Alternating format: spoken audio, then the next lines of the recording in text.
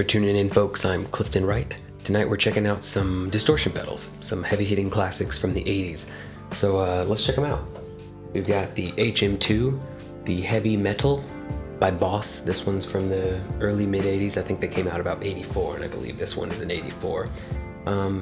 It's also been called the Swedish Chainsaw, which to me it sounds more like a fuzz pedal, but when you crank up the H knob, you get like this really gnarly, raspy upper mid-range. Sort of a distortion, sort of a fuzz, somewhere in the middle there. David Gilmour used one, and I think when you turn the gain way down and use settings kind of like this, you get a really nice sort of vocal, kind of sort of fuzz distortion thing, but you'll check it out in a second in the demo. Let's see, then next we've got the classic DS1. This is an old silver screw, and I think these have a really interesting character. They're used a lot, but also not used a lot. It's a weird conundrum with these. But Joe Satriani and Steve Vai both really like them, and I can kind of see why. If you keep the distortion kind of low like this, you can sort of take advantage of sort of the grit and sort of add that onto sort of a thicker, juicier tone, and you can make this work really well. It also makes a cool fuzz pedal when you gain it out. And it's got this nice school bus orange kind of color from the Taste the Rainbow series that Boss was famous for in the 80s. And finally, another classic from the 80s. This is the big box Rat. This is actually a late 80s reissue of the 70s Rat.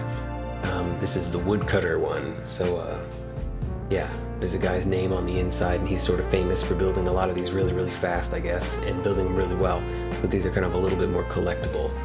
And this is one of those ones that has like the unicorn barf chip, the LM308 or whatever. All of these sort of have something like that, some secret mojo or whatever, some marketing nonsense. But I really like this one. If you keep the distortion kind of low on this one also, and the filter over to the left, it has sort of more of a broad mid-range, whereas the DS1 is more scooped. And then the HM2, and the reason I like that one is the mid-range kind of moves around in like a vocal way depending on your dynamics and how you play, even though it doesn't have like the immediacy of detail from the grit that these other two have. So I use this more like how Jeff Beck kind of used it. This also goes really well in front of a distorted amp. That's how Nuno Betancourt gets his sort of like really quick, immediate, thumpy gain, is by putting one of these with the distortion low in front of a Marshall. Cool trick. Anyway, let's check out the demo. Alright, first up is the old Silver Screw Boss DS1. Let's check it out.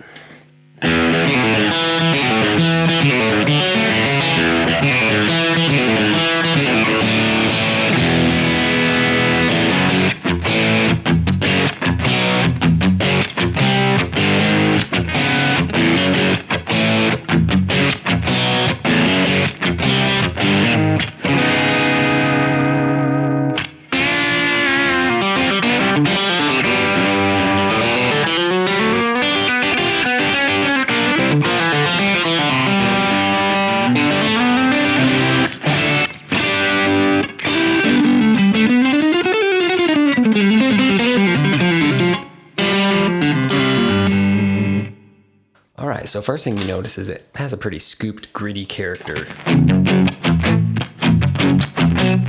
But it's really responsive and reactive, and I really like the way it plays with single coils. The way it sort of becomes a part of this tone. So let's check it out clean.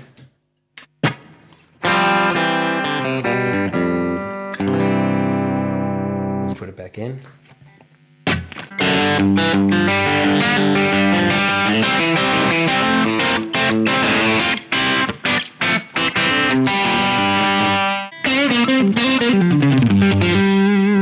They just have sort of they just have more to them, I think, a little bit. They respond really well to the volume knob. Let's try more gain.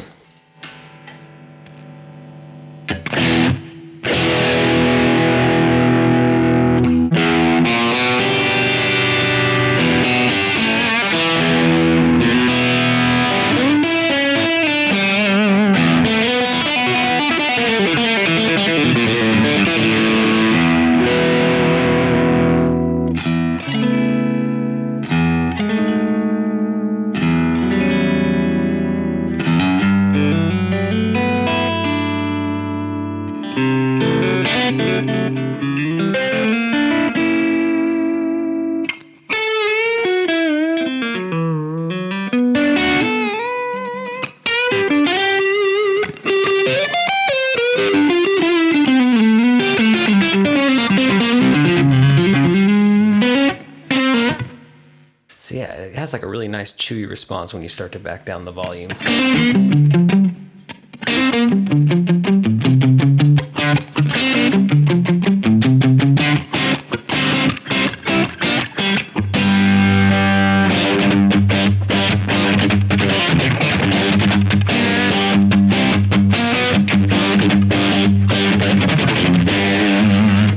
I dig it. Let's try it with more gain.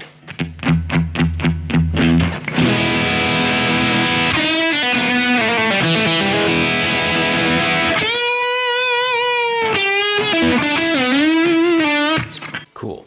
So this is sort of starts to flirt with fuzz. But I think when you turn up the gain, it also starts to do cool stuff with the volume knob too.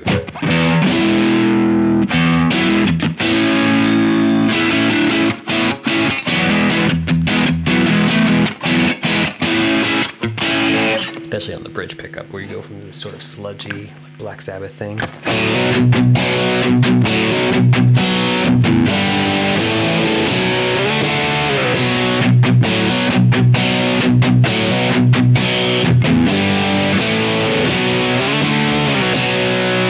Then you roll back and it tightens up.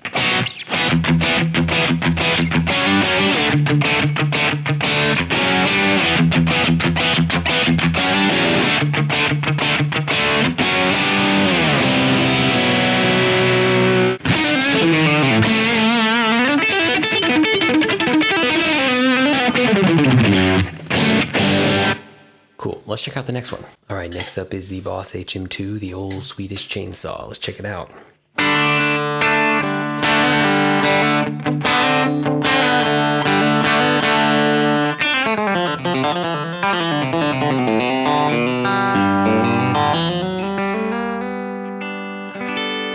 So there's our clean tone from the Mesa Studio Pre, obviously.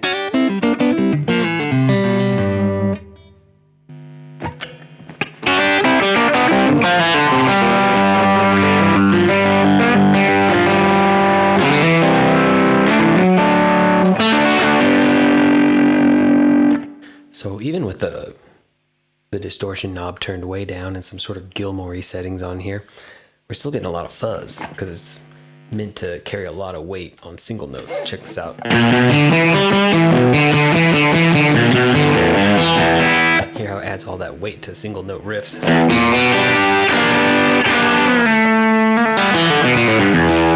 But when you roll back a little bit, that's when the magic starts to happen.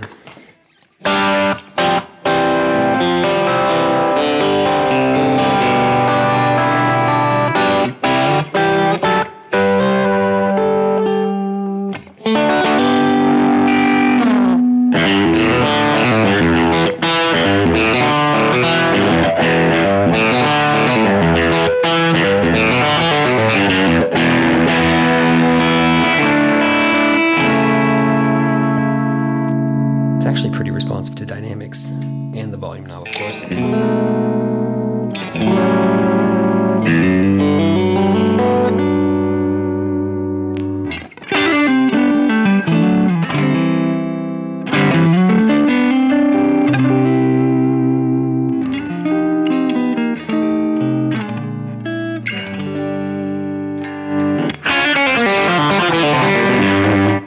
All right, so obviously, any rational person is going to do this in an engaged Swedish chainsaw death mode.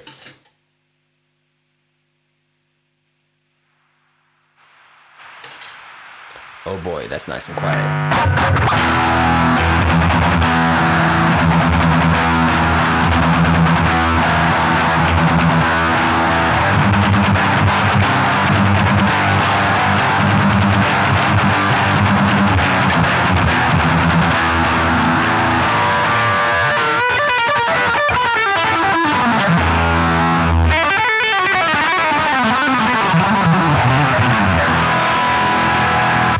It's pretty gnarly.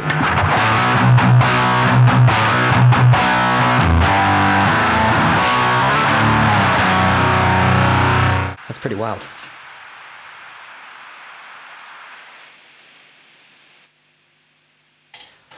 don't find that to be a particularly useful setting, so let's try it with just the gain halfway up and a normal EQ. See, I think you really get into this nice kind of fuzz thing. It's pretty cool.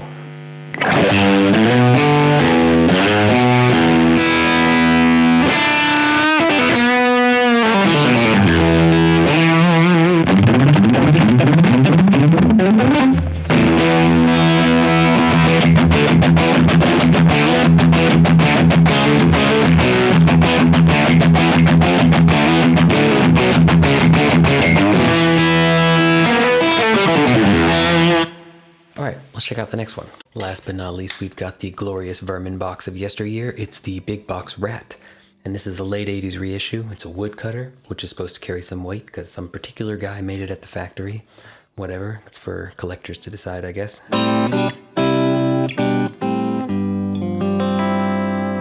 So there's the clean tone from the Studio Pre.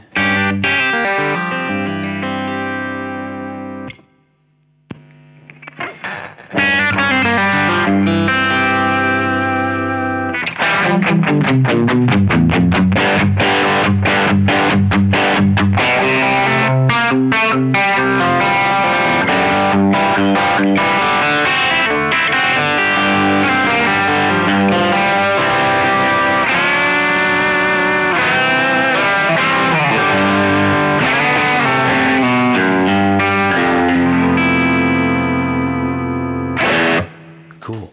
So I really like the way this pedal interacts with this preamp. That's nice. And what's really cool is when you back the volume off, it gets real wiry and chewy.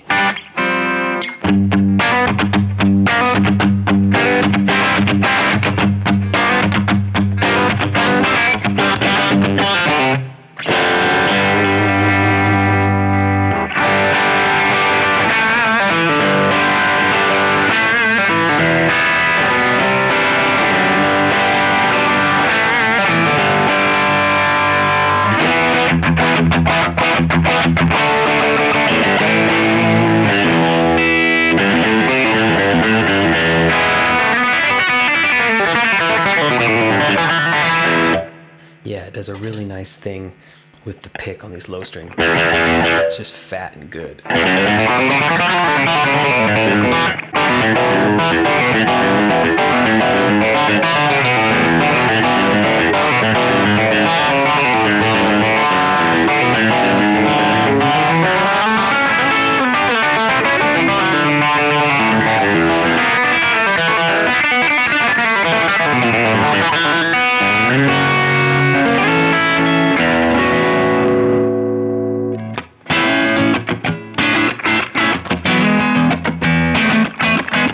I think of all three of these pedals, this is just the best one in terms of how it reacts with the circuit on the guitar and with the preamp.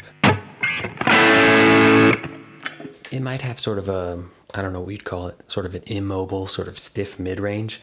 So it doesn't have a lot of blooming movement in the mids like the HM2 does. But for some reason that tends to just work with the volume knob better. Yeah.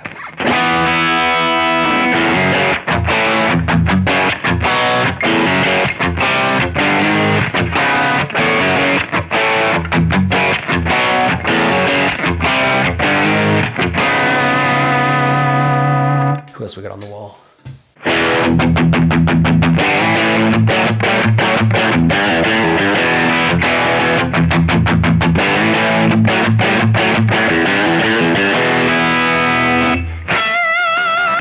Let's turn up the gain.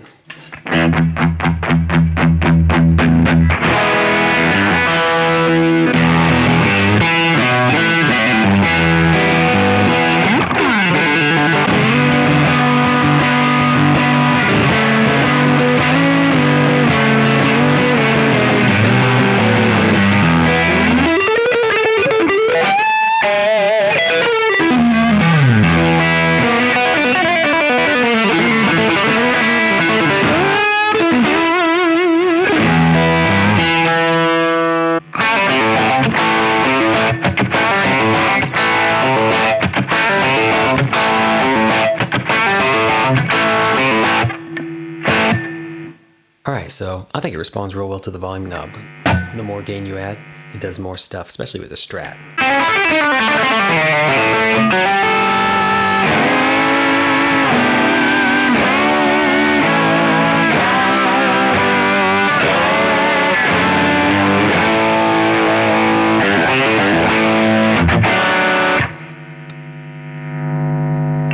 So now let's turn it into a fuzz.